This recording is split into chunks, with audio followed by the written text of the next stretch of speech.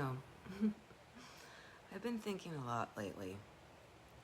Like the kind of thinking that just kind of sits in your bones. That even made sense. But just really resonates hard. I know who I am. Not just the person with the to-do list, or the messy kitchen, or the odd laugh.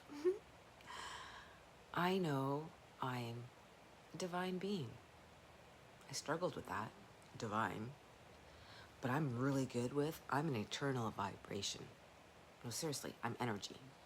I'm part of something bigger. A brilliant, messy, loving, abundant, collective consciousness. And yeah, I'm pretty sure I've got a soul team.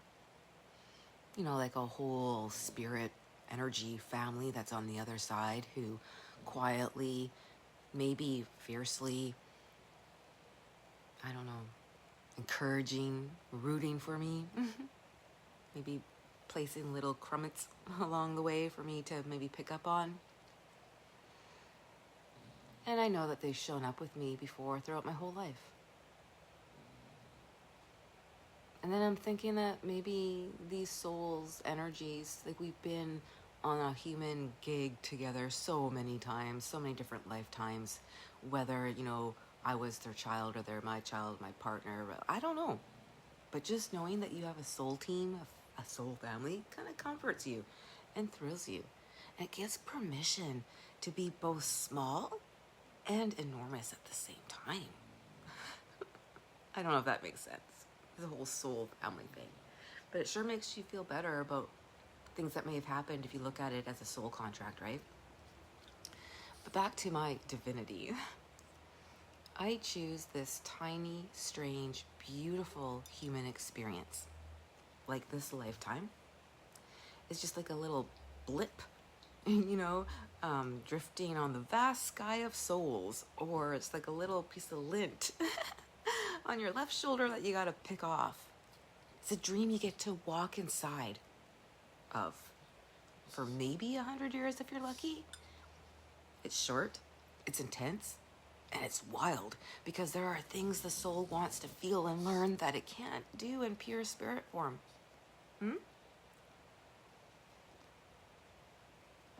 So then that makes sense to me. As energy, as soul, as part of the collective consciousness within your little soul team / family, you choose to have a human experience. And so then your soul would, like your inner being, I'm really feeling, and my inner being, as I've mentioned before, is Grace. But I really feel like Grace mapped the whole trip out. Not in a rigid, boring, you got to do this and this and this and this kind of way. Kind of like a travel agent who knows exactly the right amount of surprise, the right amount of challenge, and the perfect spots for awe and fun. Ooh, my inner being's a travel agent. That is an awesome way to look at it, right? And so Grace, the travel agent, arranges for, knows of the people I need to meet, which I would feel is part of my soul team. And so there'll be some soul contracts happening there for the lessons that I need to learn. And these soul contracts signed with other energy beings are usually messy, tender, unglamorous, painful, but they're there as little threads to teach my energy, my soul, how to open, how to forgive, and how to remember. Like, remember who I am. I do believe that when we're born, we know. We're born remembering. Babies come in, and they're just so certain that they're lovable and that they're divine. But this human world is designed to yank that memory away from us, sometimes gently, often brutally, with the conditioning, the pre-programming of fear, the stories other people handed to us. That's all part of the game of life. You And you, as a soul energy, know you're going to forget who you are. And you need to live the role, learn the lessons, fall in love, get lost, find yourself again. That doesn't sound like a very fun game. But I guess if you're stuck in energy form and you can't do anything, I guess this is like, I don't know, entertainment. It's like soap operas. I don't know. Anyway, I just feel like, I don't know, like everything's just flipping around. Not like a magic wand, more like a doorway, I'd say. Like you step into the next act. You see the scenery differently. You carry different intentions. You move with a fiercer sort of kind of freedom. Does that make sense? Yeah, I don't know. So like this human experience is basically a play, and we're the actors. And I did a video about that, right? Like, because you have supporting actors, which would be, you know, children, bosses, best friends, husbands, whatever. And then you're the main actor, but you're the main star. I think what it boils down to is that I trust.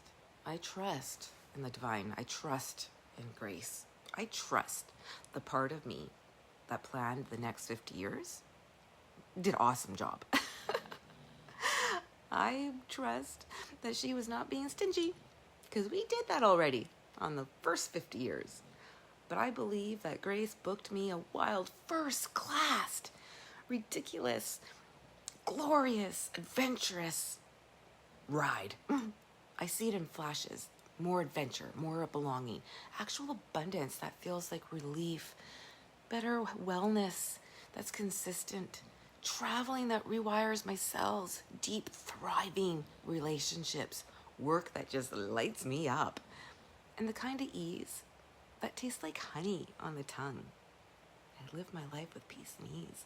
Everything just works out for me. Like, seriously. I say it, and it's actually really true. Way better than I ever imagined. And you know what? I'm okay with that. Because I look back on my life, which really doesn't even exist. The past doesn't even exist, only if you bring it up. So choose to look at the good stuff. But you know what? The first 50 years that I had, 47, I paid my dues. Oh, and I showed up. Sometimes stumbling and like crawling with like blood just pouring. And sometimes really brave. And sometimes quietly brilliant like I am and shining. And I learned enough to be trusted with better things. Yeah, I learned that I am divine and worthy of my dreams, of abundance, of health, of wealth, of wellness, connection. Yeah, I like that.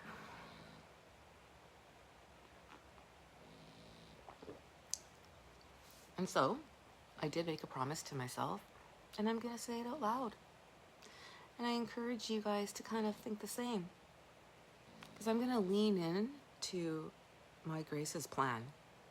And I'm going to say yes to the invitations that show up as nudges, as the wild coincidences, as the people who pull me awake, to make me feel alive, to make me feel the human experience. And I'm letting go of the stories that keep me small. And I am choosing curiosity. And I hold certainty that everything works out. I make space for wonder and awe. And I'm going to steward my body, this human meat machine. It's the only way I get to fully taste this human experience. And I'm going to love my body. And I'm going to be appreciative and move my body and let my body just experience. Because I can't do that when I don't have a body. And so if you need permission to believe that your inner being has planned something so outrageously kind for you, take it now. Why would you come and be a human and have this experience for suffrage? You're not here to be punished by what your past is or what other people think of you. You were being prepared, perhaps. The next chapter is not a rerun of the old ones, though. You got a new book, dude. It's going to be a remix written in gold ink. Ooh, I like that. And your soul gets to taste. It gets to taste this human experience. And believe me, your inner being has booked you the best seats on this human experience. Oh, yes. So let's breathe in and out. And I just breathe in the gratitude for this map that you've already laid out. It's already there for you. Just breathe out a little. Surrender to the mystery, the curiosity, the excitement of what next, the sweet anticipation. Trust your inner being. Trust that you have a tiny little cheering squad there for you on the other side. Remember who you are, because I think remembering is the key that opens up the next door of this beautiful experience that we have. Yeah. And honestly, I can't wait to see what Grace has planned next. Such sweet anticipation. I'm excited. I'm not scared. I know it's going to be better than I could ever imagine. And I'm like, okay, let's do this. Let's bring it on. I say yes. So let's breathe in and out. And if you've made it this far, my name is Kat. This isn't a Sunday soul reflection, but it sure is part of the awakening journey of just celebrating and acknowledging and understanding who you really are. And you can feel it, the energy. I love it when I move my body and release and just get everything flowing, and you can just feel it going through your body, especially if you're bare feet outside. It feels really great, but that's another video. Anyway, it's 12:12.